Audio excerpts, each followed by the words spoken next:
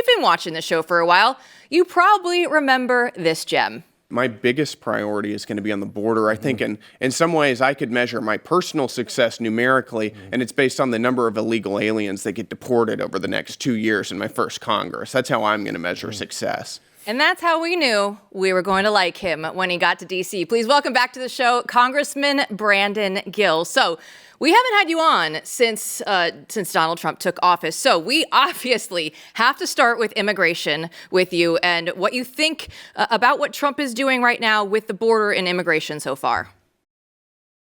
Yeah, thanks for having me on. I think President Trump is doing a phenomenal job. And the best part about it is that we're just getting started.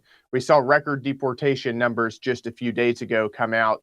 And all of that is just the beginning. Let me tell you, the major deportation operation is going to come once we get this big, beautiful bill passed, which funds all of this. We've got enough funding for 1 million deportations every single year. That's on top of funding for border security, completing the border wall, putting in river barriers across the southern border, increasing ISIS footprint by 10,000. I mean, these are major wins for Republicans that will provide for the border security that voters have been begging for so long.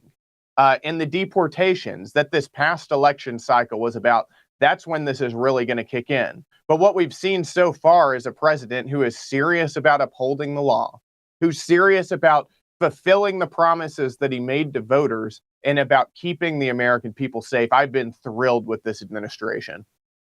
You know, I have to say that moment on the show that we showed earlier when you were asked about your metric of a success is probably one of my favorite answers that anyone in Congress has ever given me in my entire life. So it is a fan favorite here. But let's talk about the obstacle to all this, which is federal judges. This is a real problem. It's always a federal judge. The most recent thing is one's blocked the deportation of the Boulder firebomber's family. And so a lot of Americans are thinking, how's this even possible? What's your take on this and what should be done about it? It's another example of anti-democratic judicial tyranny. It's the lawfare that the left is waging against President Trump and his administration and his agenda, and by extension, the American people who elected President Trump to secure our border and deport violent illegal aliens, which is exactly what he's doing here. Earlier this year, there was a judge named Judge Boasberg from the D.C. court who demanded that President Trump turn around a plane full of Tren de Aragua terrorists. I filed articles of impeachment against him. I think we've got to stand up to these judges. We passed the No Rogue Rulings Act just a few weeks ago, which demands and stops district court judges from issuing nationwide injunctions, which is where so many of these orders are coming from. We've got to get a hold on this. This is not how Washington and our federal government is supposed to operate. We elect President Trump. He is the commander in chief. He is in charge of foreign policy. He is in charge of repelling an invasion, and he's trying to do his job, and judges are trying to stop him. Well, if you've been on social media at all today, it feels like the parents are fighting. You're right, Elon and Donald Trump, they're going back and forth on X today. So the question is the coalition that we won with in 2024, are we already starting to see some fractures, or is this all going to be okay? It's like a messy divorce here, and people say mean things in divorces. But listen, the MAGA movement is alive and well. It's been alive and well since 2015, whenever President Trump first got on those golden escalators and got into the political scene. President Trump is the leader of the Republican Party, the undisputed leader of our party, the leader of our movement. There's a dispute about this one big, beautiful bill. I'm a big proponent of this bill. I think that it allows us to execute on the promises that we made: border security, re-upping funding for our military after Joe Biden, repealing the Green New Deal, extending the Trump tax cuts, all things that we all can agree are very good. So I think we're going to get this bill passed. There's been some disagreements about the process, but we're going to do it. And our coalition, the Republican Party and the MAGA movement in particular, is going to be better for it. So, yeah, in terms of the bill, I think it is important that people understand, what's in it. There's a lot of talk about, the fact that it doesn't make the kind of cuts that are ultimately going to be necessary at some point if we keep on running up a debt. And there's a lot of people on the right, traditional conservatives, who are upset about that. It appears, ironically, Elon is too, or at least that's what he's complaining about. But could you speak a little bit to how this funds the agenda of the president? Because I do believe that is what most people actually care about, and it's sort of getting lost in this debate. Yeah, let me put it this way. You know, Republicans have talked a lot about securing the border, and historically the problem with that is that to get a bill passed, we need 60 votes in the Senate, which means that we've got to negotiate with Democrats. And whenever we go to Democrats and we say we'd like to build the wall, or we'd like to pay for deportations, or fund other forms of border security, they come back to us and they say, we're not going to do anything unless there's amnesty attached to it. That is a no-go for us.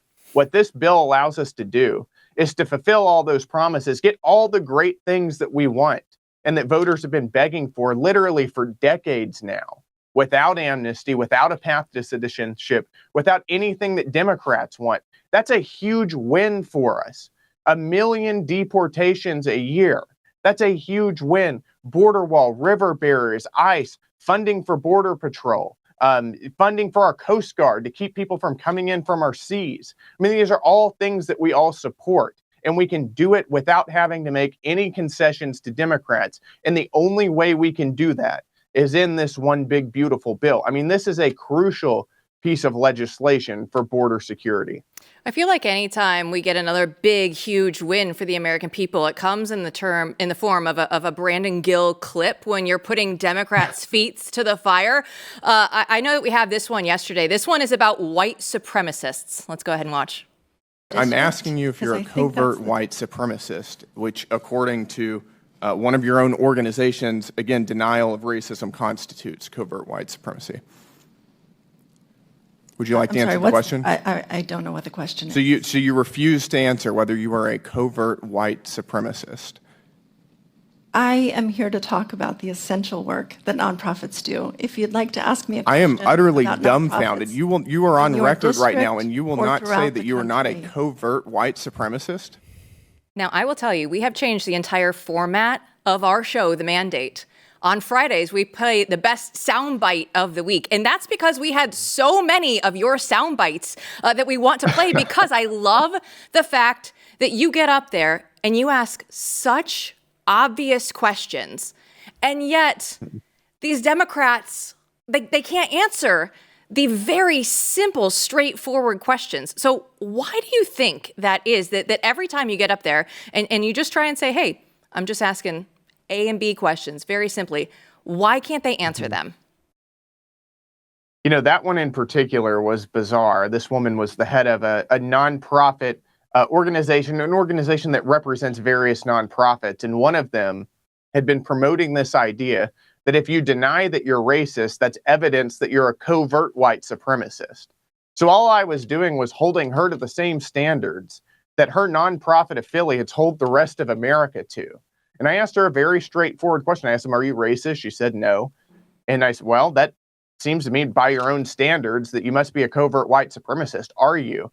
And for some reason, she couldn't answer. I asked her the same question multiple times. I gave her 2 or 3 minutes in our hearing to clear her name, and she refused to. This is a very straightforward question. I was frankly dumbfounded during the hearing. But one of the things I think is so good is the opportunity we have now to read the left's words right back at them. There was a time period during the BLM movement, the George Floyd riots, all of that, whenever anti-racism was in vogue. And leftists said all kinds of bizarre, utterly hateful things to Republicans. And all those chickens are now coming home to roost whenever we can hold them to the same standards that they held us to. And that's what I'm trying to do in that hearing, and what we've tried to do in the past. Yeah, it is wonderful to see, because these people have been, pushing this out to everyone, particularly younger people, but really the entire country for the last few years. And it's interesting, they don't really want to sit there under the lights and have to deal with what they dish out on a daily basis throughout this entire country. And so hopefully we get rid of all that however you can. I want to move to President Trump's travel ban. He recently issued a travel ban in 12 countries, and he laid out his rationale the other day in a White House ex post. We will not let what happened in Europe happen to America. That's why on my first day back in office, I directed the Secretary of State to perform a security review of high-risk regions and make recommendations for where restrictions should be imposed. So talk to our audience a little bit about this travel ban and its rationale, and what you think about it. And does it go far enough? Would you add more countries to it? What's the reasoning for it?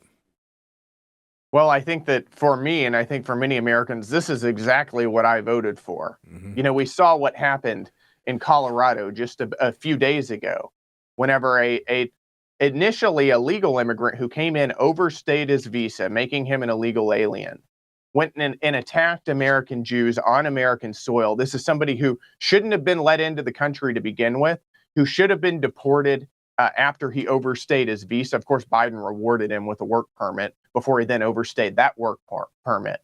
But this is a president who's recognizing that not all countries are the same, not all cultures are the same, and we don't want to import foreign dysfunction into our United States. We don't want to import foreign terrorists into the United States. Right now, we're at a point where we have let in millions upon millions of people under the Biden administration without any vetting. And we've got to get control of our own immigration policies, our own domestic security before we allow more people in. I think that is basic common sense. It keeps our people safe. It keeps the American people safe. And I think this is a great policy. Congressman Brandon Gill, keep the good sound bites coming. We love them here on the show. Thanks so much for your time. Thanks for having me.